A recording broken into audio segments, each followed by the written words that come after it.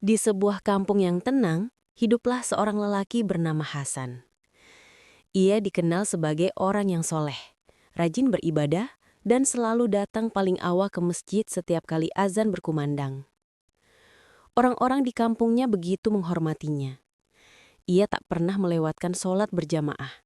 Bahkan ketika hujan deras mengguyur dan angin kencang bertiup, langkahnya tetap mantap menuju rumah Allah. Hasan dikenal bukan hanya karena ibadahnya, tapi juga tutur katanya yang lembut. Ia sering menasehati anak muda agar rajin beribadah, membantu tetangga yang kesulitan, dan menegur dengan cara sopan siapapun yang berbuat salah. Ia seolah menjadi teladan bagi masyarakatnya. Namun, siapa sangka, di balik ketekunan dan ketaatannya yang tampak sempurna itu, tersimpan satu rahasia yang tak pernah ia sadari. Sebuah dosa halus yang selama bertahun-tahun bersemayam di dalam hatinya. Ria. Ia tak sadar bahwa sebagian dari ibadahnya dilakukan bukan semata karena Allah, tetapi karena ingin dilihat baik oleh manusia. Setiap kali ia berdiri di saf pertama, ada bisikan kecil di hatinya yang berkata, "Lihat, orang-orang memperhatikanmu, mereka tahu kau orang soleh." Bisikan itu membuat hatinya berbunga.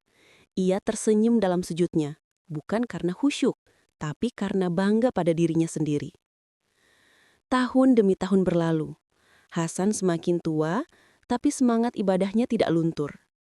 Ketika ajal menjemput, ia wafat dalam keadaan yang tampak baik. Jenazahnya dimandikan dengan penuh hormat, disolatkan oleh ratusan orang, dan dimakamkan di tempat terbaik di pemakaman kampung. Semua orang meyakini Hasan akan mendapatkan tempat mulia di sisi Allah.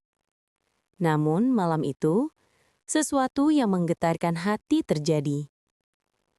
Penjaga makam yang lewat mendengar suara lirih dari tanah kubur Hasan.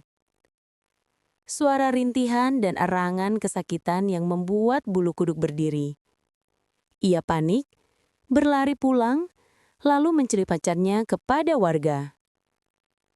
Mereka datang ke makam itu dengan membawa penerangan. Tapi, suara itu sudah hilang, meninggalkan keheningan yang mencekam.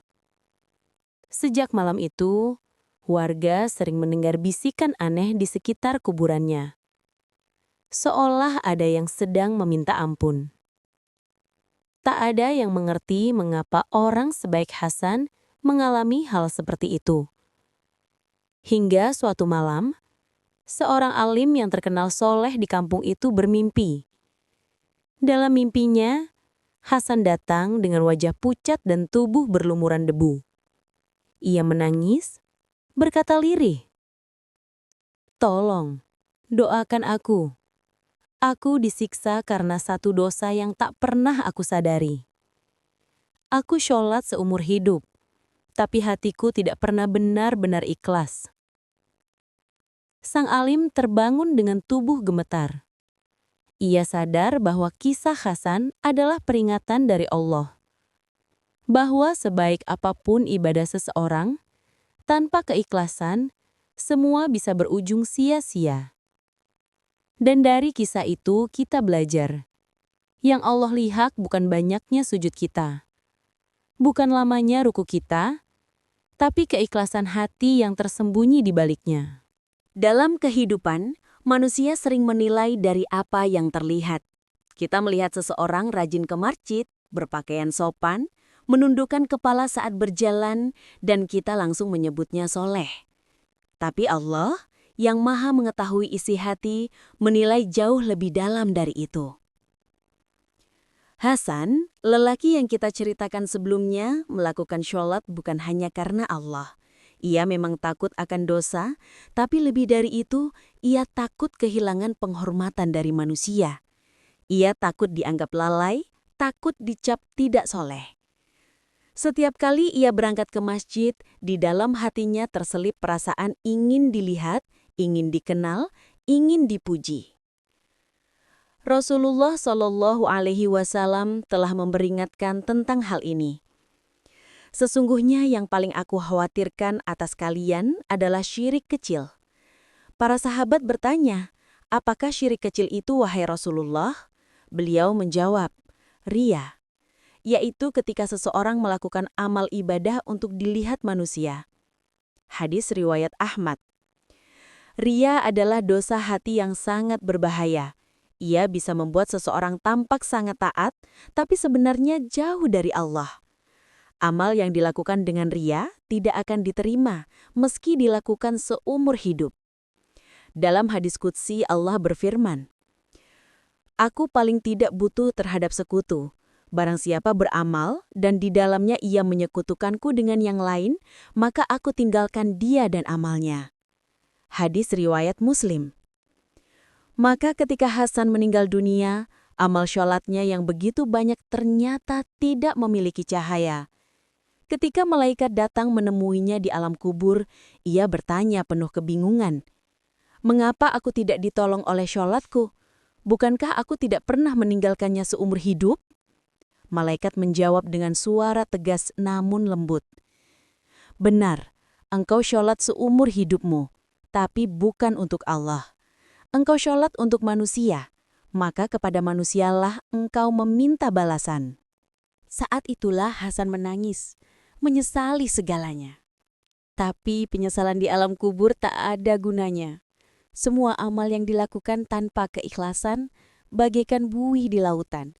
Banyak tapi tak berarti. Inilah rahasia besar tentang amal yang tertolak. Bukan karena Allah tidak adil, tetapi karena manusia sendiri yang mencampuri niatnya dengan harapan dunia.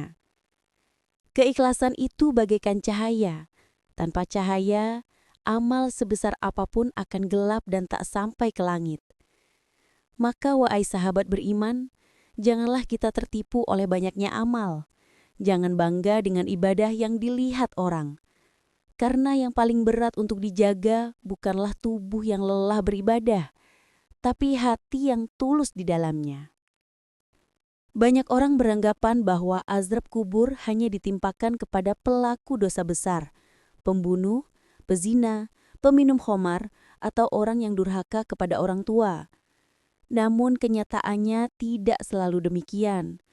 Rasulullah Shallallahu Alaihi Wasallam pernah melewati 2 kuburan dan bersabda, "Kedua penghuni kubur ini sedang disiksa, dan keduanya tidak disiksa karena dosa besar. Yang satu disiksa karena tidak menjaga diri dari air kencing, dan yang satu lagi karena suka mengadu domba." Hadis riwayat Bukhari dan Muslim. Hadis ini mengguncang hati siapapun yang mendengarnya. Sebab ternyata azab kubur bisa datang dari dosa kecil yang diremehkan. Begitulah yang dialami Hasan. Ia bukan pembunuh, bukan pezina, bukan peminum khamar. Tapi hatinya mengandung penyakit yang halus, ria. Perasaan ingin dilihat, ingin dipuji dalam ibadah. Ketika seseorang sholat agar dipuji, amalnya tidak sampai ke langit. Ia mungkin terlihat khusyuk di mata manusia, tapi di sisi Allah, ia tak memiliki nilai apa-apa. Ria itu ibarat racun yang tak terlihat. Ia perlahan merusak niat, menghapus pahala, dan mengundang murka Allah tanpa disadari. Maka ketika Hasan dimakamkan, ia tidak mendapatkan pertolongan dari sholatnya yang banyak. Malaikat mencatat amalnya, tapi kosong dari keikhlasan.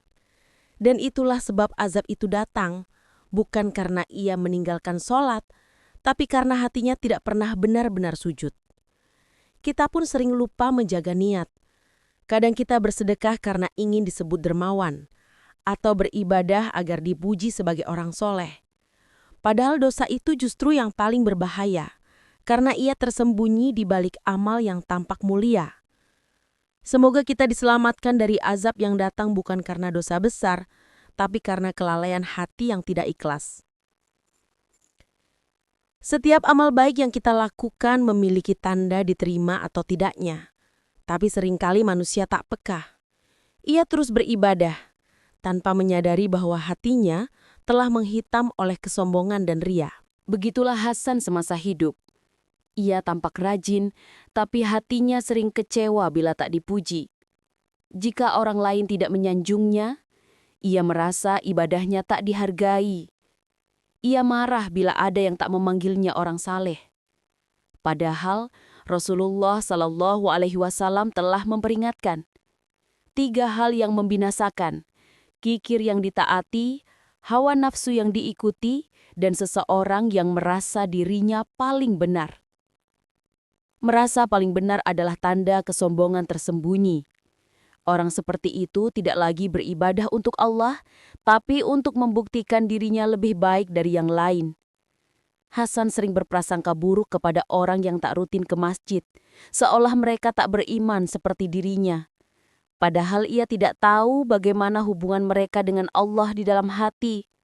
Maka ketika malaikat datang menemuinya di alam kubur, amalnya tidak mampu berbicara membelanya. Cahaya solatnya padam, sedekahnya tidak bersinar, dan semua catatan kebaikannya hilang tertiup angin. Malaikat berkata, "Engkau telah beribadah dengan tubuhmu, tapi hatimu tidak bersama Allah, maka amalmu tidak naik ke langit." Tanda amal diterima adalah ketika hati menjadi lembut, rendah hati, dan semakin dekat kepada Allah. Sedangkan tanda amal tertolak adalah ketika seseorang menjadi sombong, merasa paling suci, dan mulai menghina orang lain. Maka jagalah hati dari penyakit ini agar amal yang kita kumpulkan tidak lenyap seperti debu di padang pasir. Di alam kubur, Hasan akhirnya menyadari semua kesalahannya. Ia melihat dirinya terbaring dalam ruang sempit dan gelap. Dinding tanah seolah menekan dari segala arah. Nafasnya terasa sesak, tubuhnya menggigil kepakutan. Ia mendengar suara keras yang menggema, menanyakan tentang Tuhannya, agamanya, dan nabinya. Tapi lidahnya keluh, semua jawabannya bergetar dan tak bermakna, sebab amalnya tak bersinar. Di sekelilingnya, ia melihat orang-orang beriman yang kuburannya lapang dan bercahaya. Wajah mereka tenang, tersenyum dalam tidur panjang yang damai. Tapi dirinya terkurung dalam gelap, mendengar suara cambuk malaikat dan ratapan yang menyayat hati. Ia menangis sejadi-jadinya, menyesali setiap ibadah yang dulu ia lakukan demi pandangan manusia. Dalam jeritan penuh sesal, ia berkata, "Ya Allah, kembalikan aku ke dunia. Aku ingin sholat dengan ikhlas. Aku ingin sujud hanya karenamu." Namun suara malaikat menjawab tegas, "Tidak akan kembali. Dunia telah berlalu dan pintu taubat telah tertutup." Hasan sadar, penyesalan di alam kubur tak lagi berguna. Air mata tak bisa menghapus dosa, dan rasa takut tak bisa menebus amal yang sia-sia. Ia ingin sekali menukar seluruh amalnya dengan satu sujud yang ikhlas, tapi semuanya sudah terlambat. Setiap malam ia berharap doa dari orang-orang yang masih hidup, karena hanya doa anak soleh dan amalan jariah yang bisa meringankan siksa kubur. Kini Hasan hanya bisa menunggu hari kebangkitan sambil menanggung penyesalan yang tak pernah berakhir.